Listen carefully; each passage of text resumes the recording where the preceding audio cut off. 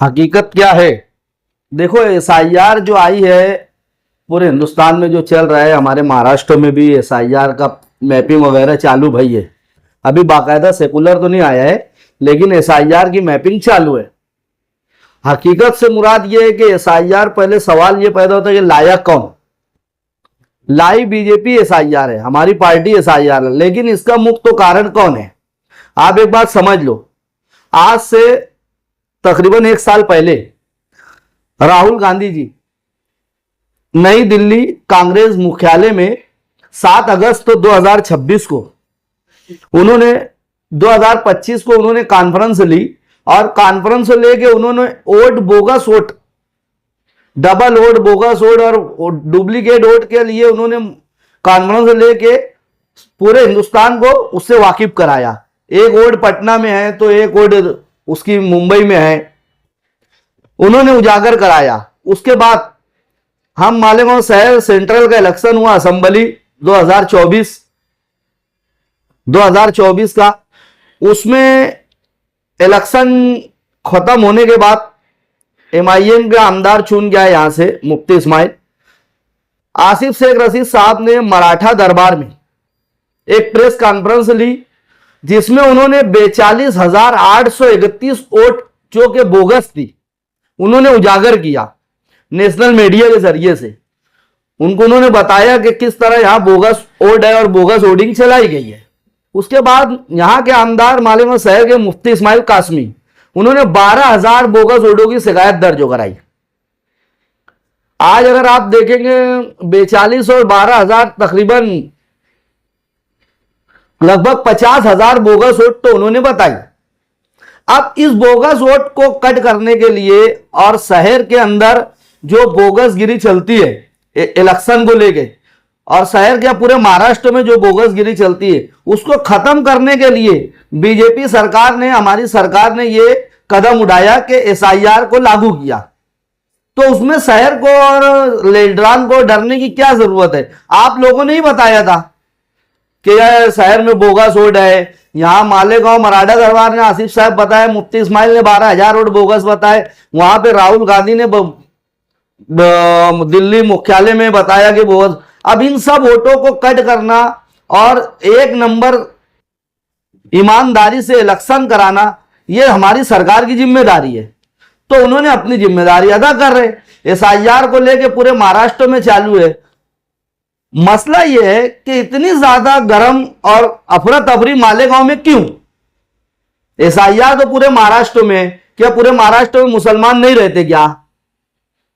मालेगांव में एसआईआर को लेके इतनी अफरा तफरी क्यों है।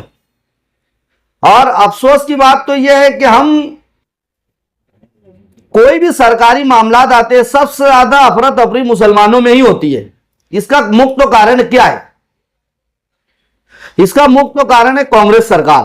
कांग्रेस ने मुसलमानों को लागर, यतीम, बेसहारा बना के रखा हमेशा से, जिसकी वजह से मुसलमान एकदम लागर की जिंदगी जीते थे। जन्म दाखिला है नहीं है, राशन कार्ड है नहीं है, आधार कार्ड है नहीं है, पैन कार्ड है नहीं है, ये सब के ऊपर उन्होंने ध्यान नहीं दिया। अब सरकार जब इस कानून लागू कर रही तो हमको हो रही तकलीफ। होना तो यह चाहिए था कि हम शुरू से उसको एक्टिव करके रखते। जो एक नंबर शहरी है, जो एक नंबर चीजें है, वो हर हाल में हमारी सरकार लागू करेगी।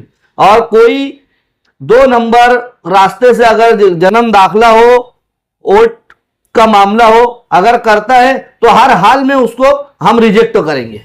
मुमकिन तो नहीं है, लेकिन कोशिश कर रहे लोग। बोगस वोट शामिल करने के लिए 2-2 जगह मैपिंग कराने की कोशिश की जा रही। मैं शहरियान से अपील करूंगा कि अगर आपको कोई भी लीडर, कोई भी पार्टी का हो, चाहे इस्लाम पार्टी हो, चाहे एमआईएम पार्टी हो, चाहे समाजवादी पार्टी हो, चाहे कांग्रेस पार्टी हो, कोई भी पार्टी हो, अगर आपको इस तरह का काम करने का हो बोले तो उसको साफ मना कर दो।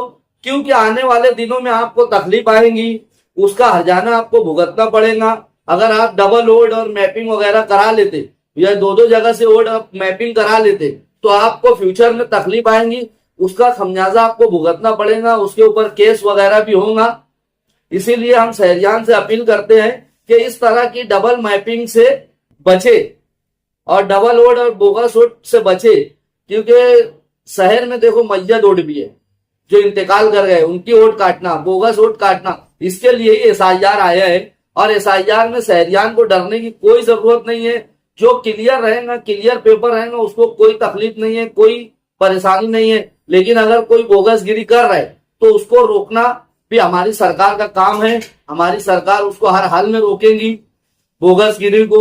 लेकिन जो 1 नंबर वोटिंग है, और रही बात परसेंटेज का, जो मालेगांव सेंट्रल में परसेंटेज अच्छा रहा मैपिंग का, तो बड़ी खुशी की बात है जो परसेंटेज अच्छा है। लेकिन परसेंटेज अच्छे में घाई गर्दी करने में कुछ गलत सलत काम ना हो, इसके लिए हमारी पार्टी के जो अध्यक्ष, जिले अध्यक्ष है और हमारे शहर के अध्यक्ष है, हमारे लीगल अध्यक्ष जो है श्री कछुए साहब है, और श्री देवा पाटिल साहब है, श्री निकम साहब है, योगेश निकम साहब, एडवोकेट योगेश निकम, और इसी तरह से हमारे हर्षल सर साहब हैं। इन्होंने जो विरोध किया है, यही विरोध किया है कि ये बोगस वोट नहीं होना चाहिए, बोगस मैपिंग नहीं होना चाहिए, गलत वोट नहीं बढ़ना चाहिए। उन्होंने लीगल और क्लियर की वोट के लिए उन्होंने कुछ निवेदन नहीं दिया। अगर उन्होंने निवेदन दिया तो बोगस वोट के लिए दिया, और शहर से बोगस वोट खत्म होना चाहिए। उसके लिए हम भी मेहनत कर रहे हैं। तमाम सियासी पार्टियों से हम निवेदन करते हैं कि वो भी मेहनत करें कि बोगस वोट शहर से कम हो। बोगस वोट और ये सब होने की वजह से जो अच्छे कैंडिडेट, अच्छे उम्मीदवार है, चुन के नहीं आ पाते। जो ताकत और पैसे के रुतबे के एतबार से रहता है वो चुन के आता है, फिर शहर में काम काज नहीं होता और कोई डेवलपमेंट नहीं होता, कोई विकास नहीं होता। हम वोट देने जाते हैं, वोट देने पता चलता है हमारी बोगस वोट गिर गई, तो उससे हमारा जमहूरी हक भी छीना जाता है। अगर जमहूरी हक को हमको बचाना है तो जमहूरी हक बचाने के लिए हमको ये बोगस वोट पे काबू पाने के लिए एसआईआर का साथ देना चाहिए। एक्चुअली ये दोनों पार्टी एक है, इस्लाम और एमआईएम, ये दोनों एक ही है। ये दोनों पार्टी मिलकर शहर को बेवकूफ बना रहे। ऐसा कुछ भी नहीं है, शहर को घबराने की कोई जरूरत नहीं है। एसआईआर में बहुत ज्यादा डिफिकल्ट कोई मामला नहीं है। जो ओरिजिनल वोट है वो रहने वाली है, और जो बोगस वोट है, मैयत वोट है, वो तो हर हाल में कटने वाली है। तो इसके लिए शहर को घबराने की कोई जरूरत नहीं है। ये सब मिलकर शहर को बेवकूफ बनाने का काम कर रहे, शहर को उलझा रहे। मुझे ये समझ में नहीं आता कि आउटर में भी चल रहा है ना, आउटर में भी एसआईआर का काम चालू है मैपिंग का, तो वहां इतनी अफरा तफरी क्यों नहीं, शहर में इतनी अफरा तफरी क्यों? मुझे शहरियान से सवाल है। शहरियान को इस वक्त तो सोच बूझ से काम लेना चाहिए, एज अ फ्यूचर में ना उनको तकलीफ हो ना उनकी औलाद को तकलीफ हो। कोई ऐसा काम एसआईआर में गलत मत उठाना जिनसे आपको तकलीफ हो। आप सावधान रहे, अपनी वोट बचाए, अपनी सही मैपिंग कराए, और अपने जो पुरावे है उसको दे तजावीज, ताकि हम जमहूरी हक आने वाले इलेक्शन में अदा कर सकें। इन दिनों शहर में जो है अतिक्रमण को हटाने की मुहिम जारी है, इसे आप कैसा देखते हैं? बहुत अच्छी बात है, ये तो होना चाहिए। शहर में अतिक्रमण साफ होना चाहिए। बड़ा अफसोस का मुकाम है हम आउटर में चले जाए, मालेगांव आउटर भी तो मालेगांव का हिस्सा है, और हम सेंट्रल में आ जाए। हमको आउटर और सेंट्रल का फर्क समझ में आ जाएगा। हम किस तरह का अतिक्रमण करते हैं, किससे राहगीर को तकलीफ होती है और सड़कें जाम होती है, ट्रैफिक का निजाम दरम बरम होता है। होना चाहिए अतिक्रमण साफ, हम उसके साथ है अतिक्रमण साफ होने के।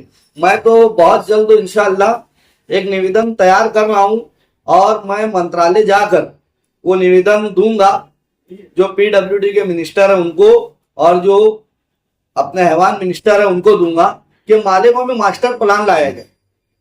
क्योंकि जितनी मालेगांव की केनल रोड, 40 का रोड, 30 का रोड, जितनी रोड है, जहां जहां से बुला होगा उसको ओपन किया जाए, उसको चालू किया जाए। शहर में अंदर डेवलपमेंट होगा, ओपन स्पेस साफ होंगे, ओपन सड़कें चौड़ी होंगी तो डेवलपमेंट होगा, हादसा कम होंगे, हमारे बच्चों का फ्यूचर बनेगा, और उसके साथ ही साथ शहर फैलेगा, और शहर बढ़ेगा तो हमारा डेवलपमेंट बढ़ेगा। गुज़िश्ता 5 सालों से ये देखने में आया कि अतिक्रमण हटता है, फिर हफ्ते भर बाद, महीने भर बाद दोबारा अतिक्रमण बस जाता है। एक्चुअली बात ऐसी है कि ये कारपोरेशन का काम है अतिक्रमण उठाना, साफ करना, और कारपोरेशन से हम गुजारिश करते हैं कि इसके ऊपर काबू पाने के लिए कि वापिस से दोबारा ना आए। कारपोरेशन को स्क्वाड बनाना चाहिए पूरे शहर के अंदर, कि अगर ये वापिस से अतिक्रमण करते हैं तो इनके ऊपर फाइन लगाना चाहिए। अतिक्रमण करने वालों के लेके 5,000 से 50,000 तक का फाइन लगाना चाहिए, ताकि कारपोरेशन की आवक भी बढ़े, आमदनी भी बढ़े। कारपोरेशन की आमदनी बढ़ेगी तो डेवलपमेंट में अच्छा रहेगा, डेवलपमेंट के काम आएगा और दोबारा ये अतिक्रमण करने वाले दोबारा अतिक्रमण नहीं करेंगे। तो स्क्वाड का खास ख्याल रखे कि ताकि दोबारा से ये अतिक्रमण ना करें।